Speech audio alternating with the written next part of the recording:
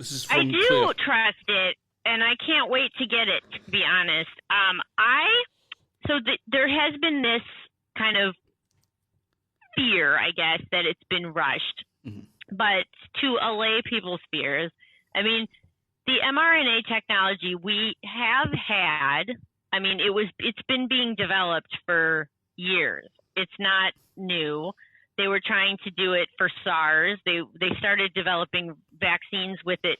I don't believe any of them are on the market, but these have been studied. It's not a brand new technology that we came up with like this summer or anything like that.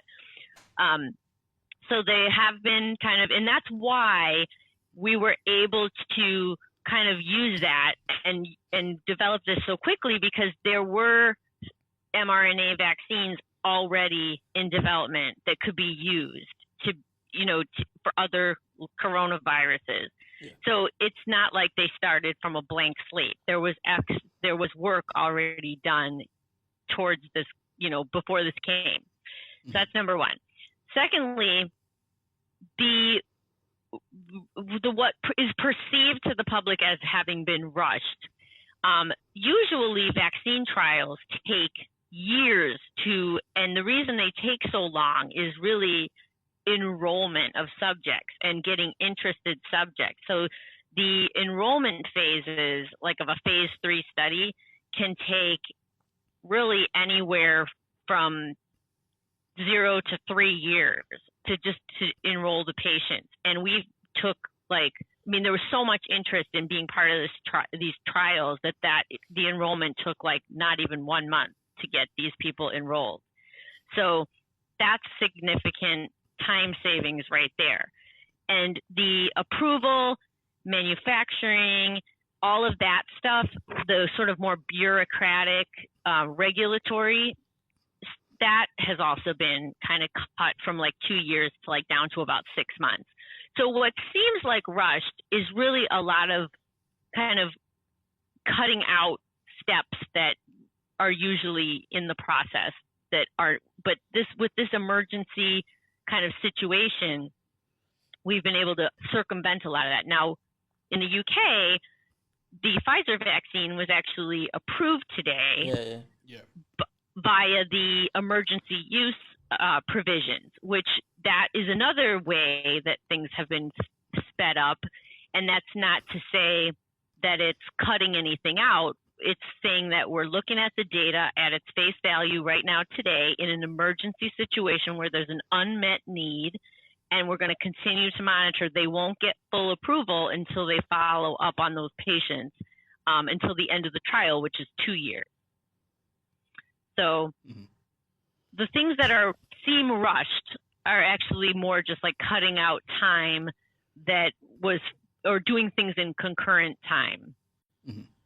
It's quite interesting to know that, since March is really when it hit here, that and all that time. It's really a triumph of science, to be honest, that we have a vaccine already, ready to go. It's really amazing. I was waiting until mid next year or something like that. That's what I was expecting. Yes.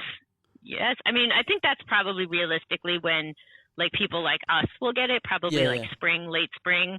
But I mean, the highest risk people in the U.S., I don't know how they're prioritizing in the U.K., but in the U.S., we're prioritizing healthcare workers and people that live in long-term, skilled nursing homes and things like that. Yeah, here it's that and people over 85 first. Yeah. There's 9 different Oh, okay. So sections. You're doing that age group first. Yeah. And I think our elderly community dwelling people will be next after the 2 groups I mentioned. Right. It's an odd thing to know that our First Minister said that if all things going well, like deliveries and stuff happen, that the first person will get the COVID-19 vaccine on the 8th of December. I know. That's 6 days away. It's crazy. It's Tuesday, isn't it? It's crazy. Something like that. I don't know maths. It's really very exciting.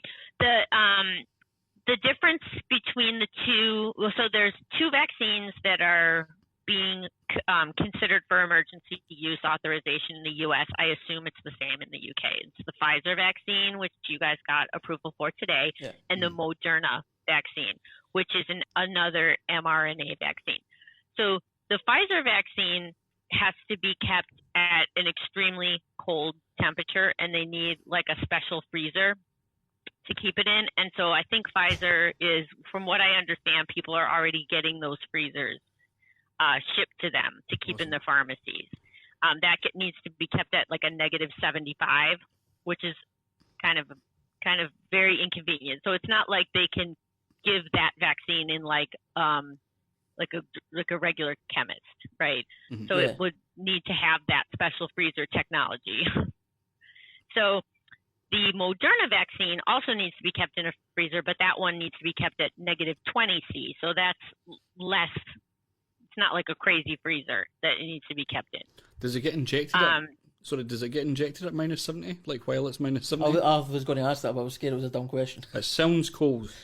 No, it's not a dumb question. It's not a dumb question at all. So each, I believe, and this could be wrong, but I'm going to say what I think it is.